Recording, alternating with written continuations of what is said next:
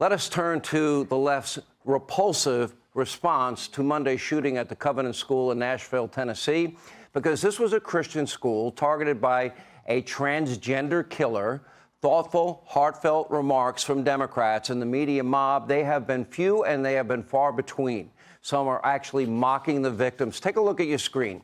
Now, the now former press secretary for Arizona Governor Katie Hobbs posted that tweet after the shooting with the caption, quote, "Us when we see transphobes." Okay. She has now since resigned in disgrace, but has offered no apology. Now, sadly, the vitriol didn't stop there. One awful progressive talk show host, quote, joking about the victims not praying enough. That's supposed to be funny? I thought attacking one's personal religious beliefs was not allowed in the leftist woke world we live in. Now, meanwhile, a trans activist from Harvard, a law implying that the victims got what was coming to them because of Tennessee's laws against so-called gender-affirming care and drag shows. NBC News, they touted the true victims from Monday night's shooting, quote, Tennessee's trans community, who are now fearing for their lives amid a focus on the Nashville shooter's gender identity. Now, predictably, other Democrats, they're using this as a political opportunity to ban guns, blame Republicans, very predictable. Far-left teachers union president Randy Weingarten calling on the federal government to confiscate guns like Australia, New Zealand.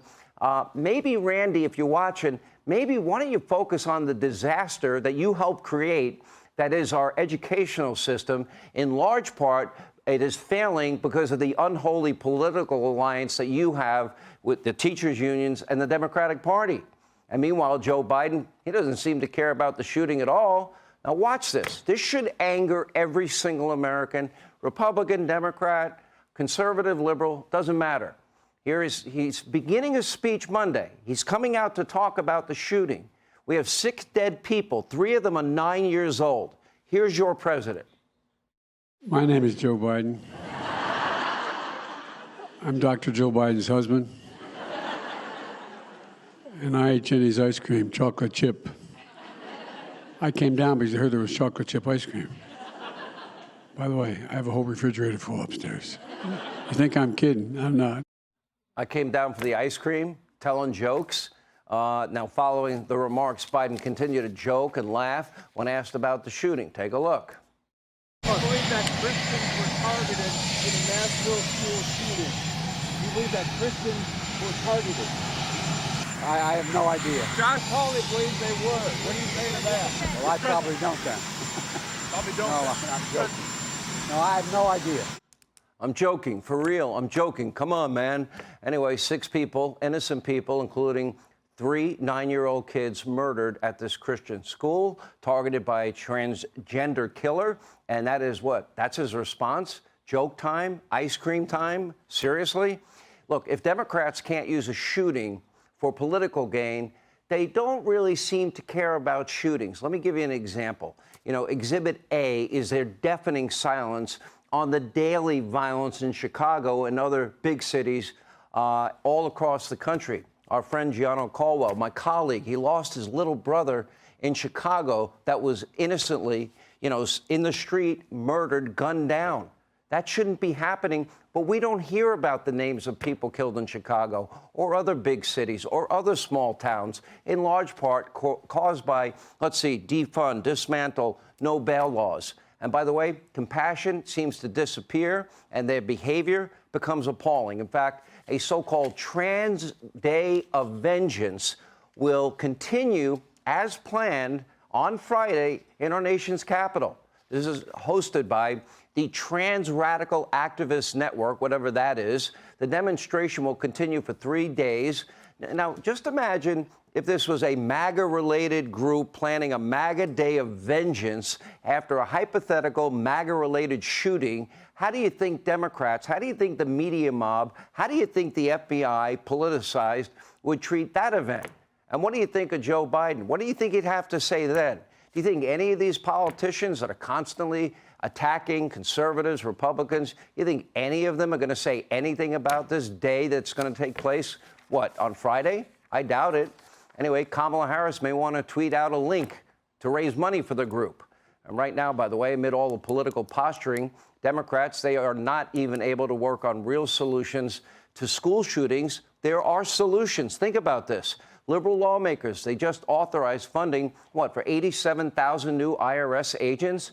But for just a little bit more money, Democrats could have hired enough armed professionals to guard every single public school in the country. That amounts to 98,000 schools. I think our kids deserve the same security as those elected politicians. We pay for their security, and those arrogant, hypocritical Hollywood liberals that are rich and can hire their own armed guards. Now, think about that. Democrats they're now so deep into their far left-wing ideology that they're unable to deliver any real solutions to real problems. And by the way, both parties could get behind that. Take a look at the crisis at our border. Record numbers of illegal immigrants are now coming across. Children's being trafficked and raped in large numbers. Our own Sarah Carter's been down there time after time after time reporting on this. Fentanyl, heroin, meth, cocaine, lethal drugs pouring across that border, killing more Americans than ever before. But because border security is now, considered racist in the Democratic Party, and they aid and abet the law breaking, the Biden is now doing nothing to stop what is going on down there. It is being run by cartels. They're not stopping the death, the sexual assaults, the suffering, the drug trafficking, the human trafficking. Well, yesterday, Senator Ted Cruz, he confronted Biden's Homeland Security Secretary Mayorkas on this very issue. Let's take a look. Has the crisis at our southern border made Americans less safe? Yes or no? Senator, we are dedicated to the safety and Has the crisis made Americans less safe? I don't want a discourse. It's a yes or no question. Senator, we have a challenge of You refuse to answer the question. How many children have been sexually assaulted by human traffickers under the Biden administration? Senator, this is precisely why we instituted I don't want a lecture. It's a question. How many children have been sexually assaulted by human traffickers under your administration? Senator, this is exactly why on January 5th we announced the parole do you know program. how many? Do you know how many children have been sexually assaulted? This is why we Okay, you're going to refuse to answer that question as well. Mr. Secretary, I want to say to you right now, It is your precisely- behavior is disgraceful, and the deaths, the children assaulted, the children raped, they are at your feet, and if you had integrity, you would resign.